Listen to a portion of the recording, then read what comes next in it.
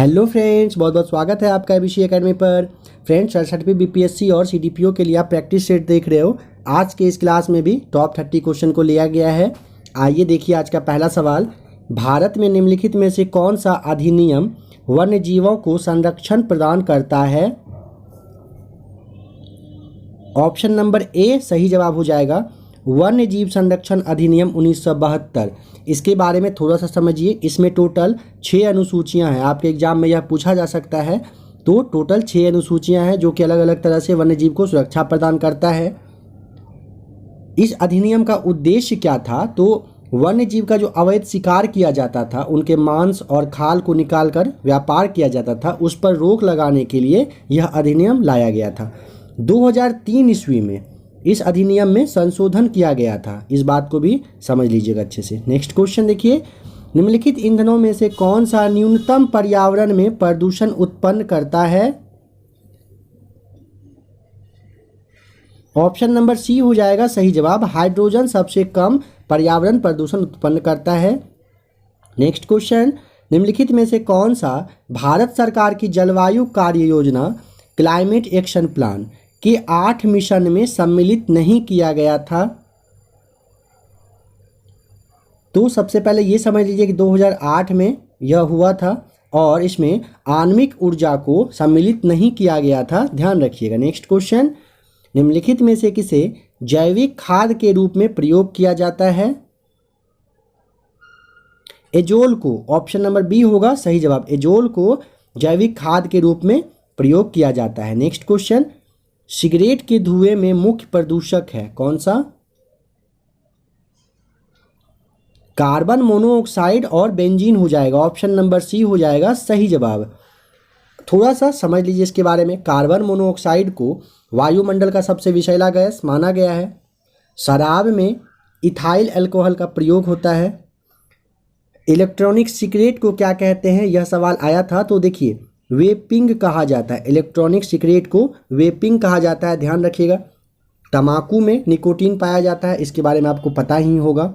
तो सिगरेट के धुएं में कौन सा मुख्य प्रदूषक होता है? तो कार्बन मोनोऑक्साइड और बेंजीन। Next question. निम्नलिखित में से कौन सा पृथ्वी के कार्बन चक्र में कार्बन डाइऑक्साइड की मात्रा को नहीं बढ़ाता है?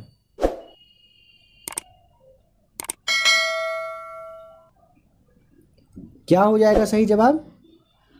प्रकाश संश्लेषण। प्रकाश संश्लेषण क्या होता है? पृथ्वी के कार्बन चक्र में कार्बन डाइऑक्साइड की मात्रा को नहीं बढ़ाता है। Next question. अम्ल वर्षा किनके द्वारा होने वाले पर्यावरण प्रदूषण के कारण होती है? देखिए, अम्ल वर्षा नाइट्रोजन ऑक्साइड, जिसे कि आप NO2 से डिनोट करते हैं, NO2, और सल्फर डाइऑक्साइड SO2, इन दोनों का क्या होता है कि पर्यावरण में प्रदूषण का कारण होता है। जब जल में SO2 और NO2 मिल जाता है तो यह सल्फ्यूरिक अम्ल और नाइट्रिक अम्ल का निर्माण करता है, जिससे कि जल अम्लीय हो जाता है, ध्यान रखिएगा। Next question. किस मिट्टी में केशिका सबसे अधिक प्रभावशाली होती है? ऑप्शन नंबर ए हो जाएगा सही जवाब। चिकनी मिट्टी में केशिका सबसे अधिक प्रभावशाली होता है। Next question. निम्न में से कौन सा ईस्ट इंडिया कंपनी के सिपाहियों को विद्रोही बनाने का कारण नहीं था? अधिकारियों की अक्षमता, यानी कि ऑप्शन नंबर डी यहाँ पे सही जवाब हो जाएगा। थोड़ा सा समझ लीजिए इसके भी बारे में। 1856 ईस्वी में, कब? 1856 ईस्वी में भारतीय सैनिक को समुद्र पार करके दूसरी जगह जाना अनिवार्य कर दिया गया था, जिससे कि सैनिक के धार्मिक भावना को ठोस पहुंच रहा था। यह बात का ध्यान रखिएगा। भत्ते की रोकथाम या फिर जहाज पर यात्रा करने के लिए सिपाहियों को आदेश और ईसाई धर्म फैलाने के लिए कंपनी के अधिकारियों का प्रयास, इन तीनों की वजह से विद्रोही बनाने का कारण था, मगर अधिकारियों की अक्षमता का कोई लेना देना नहीं था। देखिए नेक्स्ट क्वेश्चन। बिहार में निम्नलिखित में से कौन से समूह की नदियां गंगा अथवा उसकी सहायक नदियों में उत्तर की ओर से आकर मिलती है? देखिए, गंडक, कमला, बागमती नदियाँ गंगा की सहायक नदी है जो कि गंगा में उत्तर की ओर से मिलती है। ठीक है, आपका ये सही हो जाएगा, उत्तर की ओर से मिलने वाला ऑप्शन नंबर सी हो जाएगा सही जवाब। यहाँ पे आपका दिया हुआ है ऑप्शन नंबर ए में घाघरा, कोसी, इन दोनों के बारे में समझिए। घाघरा और कोसी जो है उत्तर की तरफ से ये भी गंगा में मिलती है, मगर पुनपुन जो आप यहाँ पे देख रहे हो पुनपुन, यह आपका उत्तर नहीं बल्कि दक्षिण की ओर से मिलता है। उत्तर की ओर से घाघरा और कोसी भी मिलता है, ध्यान रखिएगा। देखिए नेक्स्ट क्वेश्चन, भौगोलिक क्षेत्रफल की दृष्टि से भारत में बिहार का क्रम है कौन सा?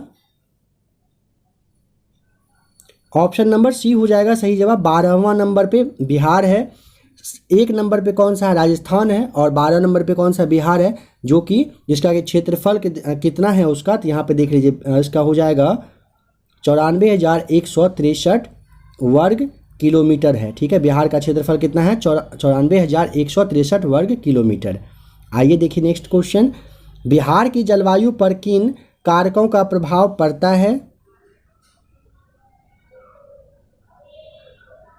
ऑप्शन नंबर डी हो जाएगा सही जवाब। हिमालय की अवस्थिति, कर्क रेखा से दूरी और बंगाल की खाड़ी से इसकी निकटता, इन तीनों की वजह से बिहार की जलवायु पर काफ़ी ज़्यादा फर्क पड़ता है। हिमालय पर्वत की वजह से जो वो ठंडी जो हवा आता है उससे बिहार और उत्तर भारत को बचाया जाता है, मतलब बचाता है। कौन सा? हिमालय पर्वत, यह ध्यान रखिएगा। नेक्स्ट क्वेश्चन, भारत शासन एक्ट 1935 के अंतर्गत सर्वप्रथम चुनाव राज्यों में कब हुआ? 1937, ऑप्शन नंबर सी हो जाएगा सही जवाब। भारत शासन एक्ट 1935 के अकॉर्डिंग 1937 में राज्य में चुनाव हुआ था। भारत शासन एक्ट 1935 का सबसे खास इंपॉर्टेंस क्या था? तो ये राज्यों को स्वायत्तता प्रदान करता था। आइए देखिए नेक्स्ट क्वेश्चन, बिहार पृथ्वी दिवस कब मनाया जाता है? ऑप्शन नंबर ए सही जवाब हो जाएगा। बिहार पृथ्वी दिवस 9 अगस्त को मनाया जाता है। शुरुआत इसकी कब हुई थी? तो 2011 ईस्वी से इसकी शुरुआत हो गई थी, और अभी जो 2020 का जो 9 अगस्त बीता था उसमें 2,51,00,000 पौधे लगाए जाने का लक्ष्य रखा गया था। आइए देखिए नेक्स्ट क्वेश्चन, पटना नगर निगम की स्थापना कब हुई तथा इसमें वार्डों की संख्या कितनी है?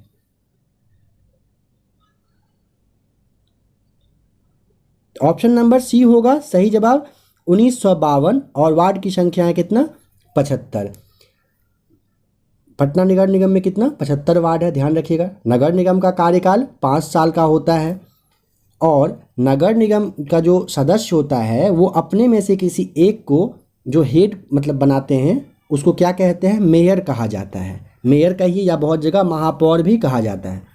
भारत का सबसे बड़ा नगर निगम की बात करेंगे तो कौन सा हो जाएगा? मुंबई है सबसे बड़ा। और भारत में सबसे पहले की अगर बात करेंगे तो 1987 में, माफ़ कीजिएगा 1900 नहीं, यहाँ पे 1687 ईस्वी में सबसे पहले मद्रास नगर निगम की स्थापना की गई थी। यहाँ पे लिख रहा हूँ देखिएगा, मद्रास नगर निगम सबसे पहला है, 1687 ईस्वी में हुआ था इसकी स्थापना। नेक्स्ट क्वेश्चन, प्रभावती देवी किस क्षेत्र के स्वतंत्रता संग्राम सेनानी थे? तो ऑप्शन नंबर बी हो जाएगा सही जवाब, पटना के। देखिए इस वाले सवाल को बहुत बार बीपीएससी ने पूछा है। मैंने जब आपको प्रीवियस ईयर क्वेश्चन बीपीएससी का करवाया था उसमें आपको ये सवाल बहुत बार देखने को मिला था। अगर आपने अभी तक प्लेलिस्ट में आकर नहीं देखा है तो आप एक बार ज़रूर चेक कर लीजिएगा। बीपीएससी और सीडीपीओ के लिए काफ़ी सारा मटेरियल अवेलेबल करवाया जा चुका है। आप एबीसी एकेडमी के साथ बने रहिएगा। अगर आप 67वीं बीपीएससी और सीडीपीओ की तैयारी कर रहे हो तो आपको बहुत हेल्प करेगा एबीसी एकेडमी। देखिए इनके बारे में थोड़ा समझिए कि प्रभावती देवी कौन थी।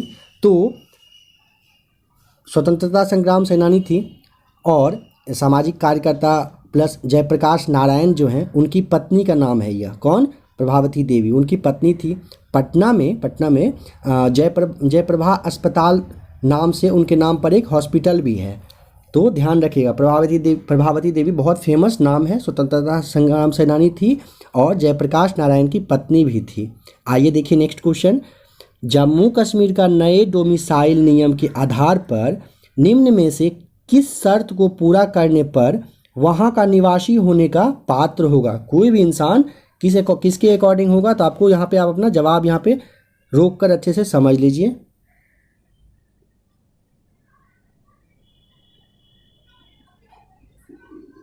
देखिए ऑप्शन नंबर बिल्कुल ए हो जाएगा आपका सही जवाब।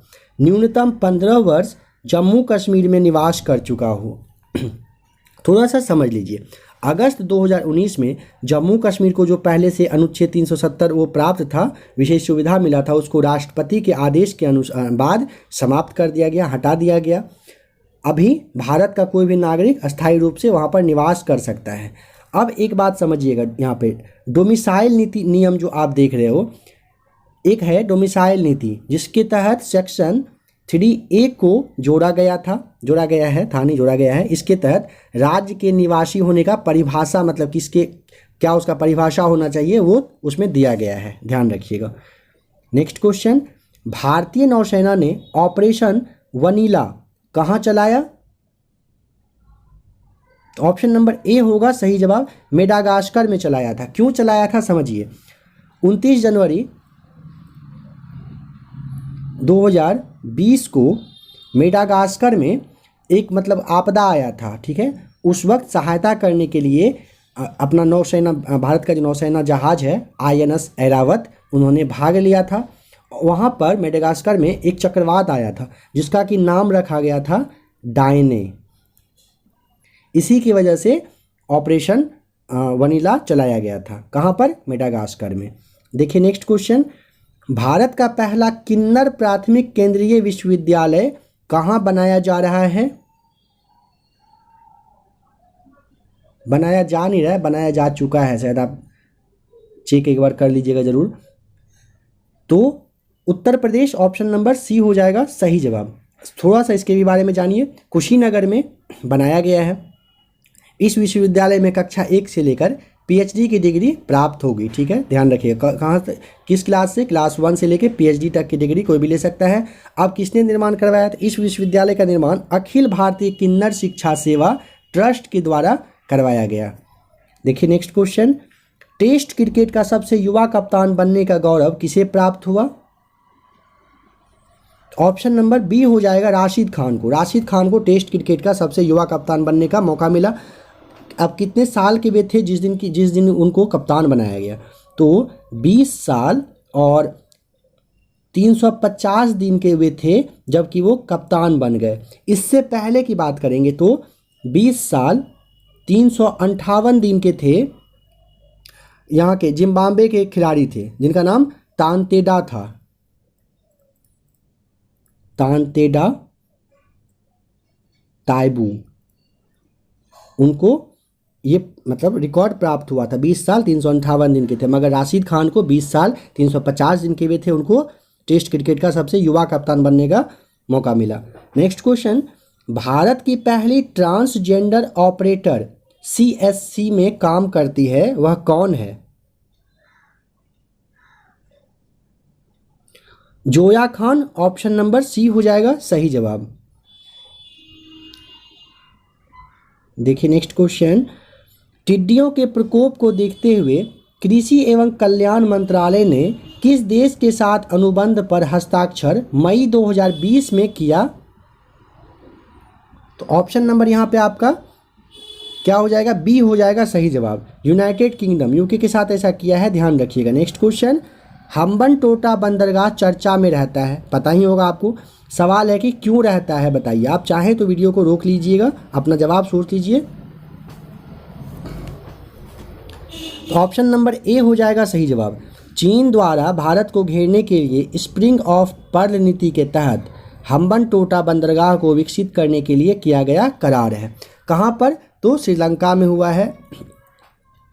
कहाँ पर? श्रीलंका में ऐसा हुआ है, ठीक है। और देखिए 150 करोड़ डॉलर के साथ, डॉलर मतलब खर्च करके हम्बनटोटा बंदरगाह को दुनिया का सबसे व्यस्त बंदरगाह में से मतलब बनाया गया है। चीन की जो सरकारी संस्था है चाइना मर्चेंट पोर्ट होल्डिंग्स, उन्होंने ही बनाया है, यह भी ध्यान रखिएगा। सवाल आ सकता है कि किसने बनाया? तो चाइना मर्चेंट पोर्ट होल्डिंग्स ने बनाया था इसे। देखिए नेक्स्ट क्वेश्चन, मुक्केबाजी विश्व चैंपियनशिप में रजत पदक जीतने वाले पहले भारतीय हैं। ऑप्शन नंबर ए हो जाएगा सही जवाब, अमित पंघाल है। मुक्केबाजी विश्व चैंपियनशिप में रजत पदक जीतने वाले पहले भारतीय कौन है? अमित पंघाल है। Next question, a new India selected writing 2014-19 पुस्तक का लेखक है कौन? Arun Jaitley. Option number D हो जाएगा सही जवाब। नेक्स्ट क्वेश्चन, सिक्किम भारत का एक राज्य बनाया गया था किस संविधान संशोधन के अकॉर्डिंग? देखिए यहाँ पे आप समझ लीजिए 36वां संविधान संशोधन है, जिसमें कि उसके द्वारा 1975 में सिक्किम को भारतीय संघ में शामिल करके उसे भारतीय संघ का एक पूर्ण सदस्य बनाया गया था। 35वां संविधान संशोधन के द्वारा सिक्किम को भारत का सहराज्य बनाया गया, ध्यान रखिएगा इस बात का। और आपको पता होना चाहिए कि 42वां संविधान संशोधन को लघु संविधान भी कहते हैं, ध्यान रखिएगा इस बात का। तो 36वां हो जाएगा आपका यहाँ पे सही जवाब। ऑप्शन नंबर ई होगा सही जवाब, इनमें से कोई नहीं। आइए देखिए नेक्स्ट क्वेश्चन, निम्नलिखित में से कौन सही सुमेलित है?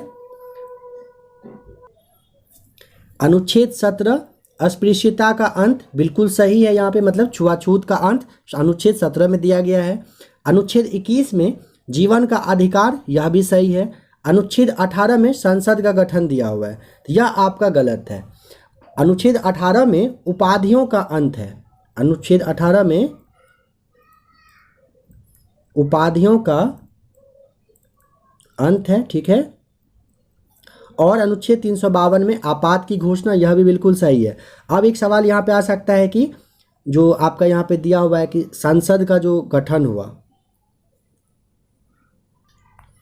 अनुच्छेद 79 के अकॉर्डिंग, ध्यान रखिएगा अनुच्छेद 79 के अकॉर्डिंग संसद का गठन होता है। संसद में राष्ट्रपति, लोकसभा और राज्यसभा तीनों शामिल होते हैं।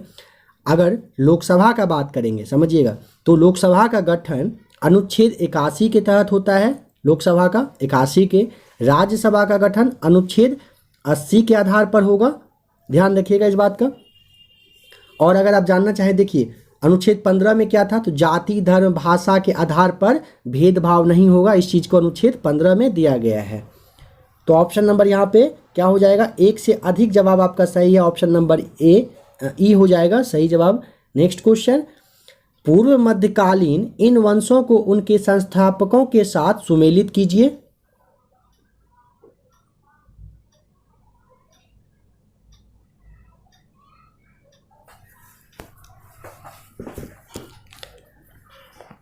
देखिए यहाँ पे पाल वंश है, तो थोड़ा सा पाल वंश के बारे में समझिए। पाल वंश के सबसे शक्तिशाली शासक कौन थे?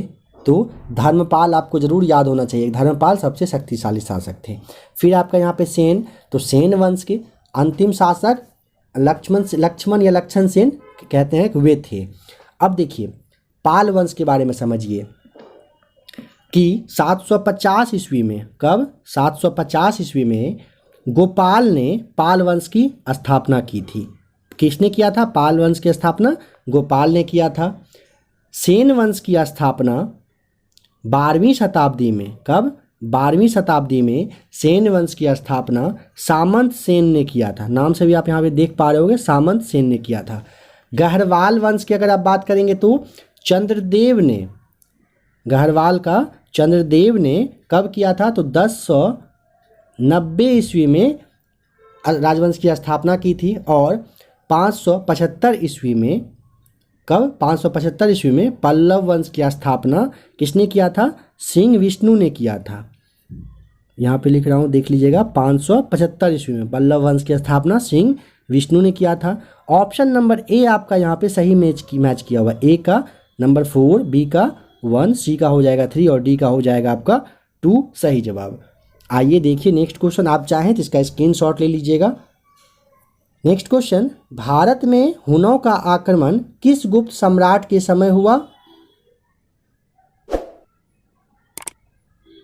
तो ऑप्शन नंबर सी हो जाएगा सही जवाब, स्कंदगुप्त के समय में हुआ था। आज का लास्ट क्वेश्चन, जैन परंपरा के अनुसार वासुदेव कृष्ण किस जैन तीर्थंकर के समकालीन थे?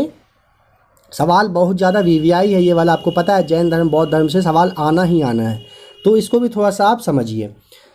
ऑप्शन नंबर यहाँ पे आपका हो जाएगा बी सही जवाब, अरिष्ट नेमी। वासुदेव कृष्ण जैन तीर्थंकर अरिष्ट नेमी के समकालीन थे, ठीक है। ऑप्शन नंबर बी आपका सही हो रहा है यहाँ पे जवाब। अब देखिए जैन धर्म के 24 तीर्थंकर में प्रथम कौन थे, तो ऋषभ देव थे, ठीक है। फर्स्ट कौन थे, ऋषभ देव थे, जो कि वैदिक कालीन माने जाते हैं। सवाल पूछ सकता है कि वे किस काल के, तो वैदिक कालीन माने जाते हैं कौन, तो ऋषभ देव, ठीक है। अरिष्ट नेमी के बारे में आप समझिए थोड़ा सा कि इनको नेमिनाथ कहा जाता था, क्या कहते थे, नेमिनाथ भी इनको कहा जाता था। और अरिष्ट नेमी को भगवान श्री कृष्ण का निकट संबंधी भी कहा गया है, इस बात को भी समझ लीजिएगा। तो फ्रेंड्स अभी आपने टॉप 30 क्वेश्चन देखा जो कि 67वीं बीपीएससी के लिए था आपका। आशा करता हूँ वीडियो आपको अच्छा लगा होगा। अगर वीडियो अच्छा लगे तो चैनल के साथ बने रहिएगा, ऐसे ही वीडियो आपको और मिलता रहेगा। वीडियो देखने के लिए आपका बहुत बहुत थैंक्स।